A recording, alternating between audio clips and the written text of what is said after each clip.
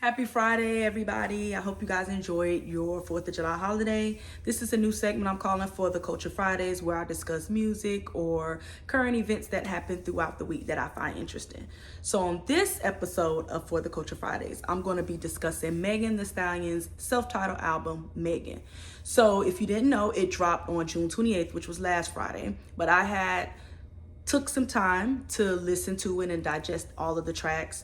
I did see a few people saying that it's the same old Megan and that, she didn't do anything different. And I want to preface this review with saying that if it's not broken, don't fix it. If you've been following Megantheestallion throughout her career, you'll know that her style is very raunchy and very out there. It's a part of her Texas nature. And if you're a fan of her, you love her for it. So I don't think it's fair to expect her to do anything different if that's what her fan base wants. Not all artists can be diverse or have a dynamic range. So I don't think it's fair to compare her to other artists that are able to do that. I think that this is her style of music and she takes it and she makes it work for her. Some of my favorite tracks on the album were Rattle, which I believe is the opening track.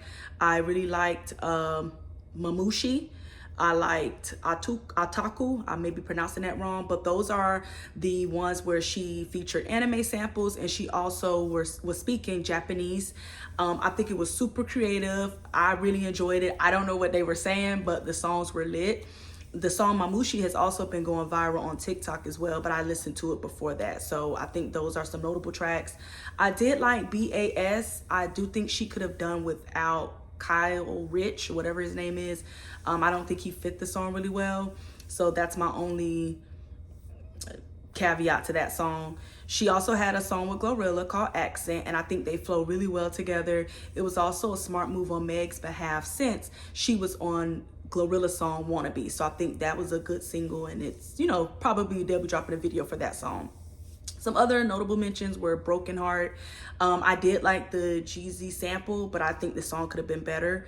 I really like Downstairs DJ, Worthy, and Moody Girl. Downstairs DJ was, typical Megan. It was very raunchy, but Worthy and Moody Girl kind of fit the bill on Boa and Cobra, where she's a little more vulnerable. So I want to say I've named about half the album that I think were notable tracks. So, another song that I really, really like, she did Paper Together with UGK. And if you know Texas, you know UGK. It's Bun B and Pimp C. Rest in peace to Pimp C. And I think her making a collaboration with them, since that's her hometown, was really dynamic on Meg's behalf. I really like that song. It was a smooth record.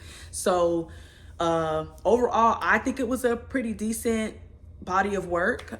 It was Megan's style. It fit the things that she holds dear to her. She was herself. She talked about topics that were important to her, topics that she's always talked about. Again, this is just my opinion. I'm nobody special. I'm not a music critic. I just wanted to give her flowers because I think she got a lot of flack over the last year or so with the Tory Lanez case and, all the beef she's been going through with other artists.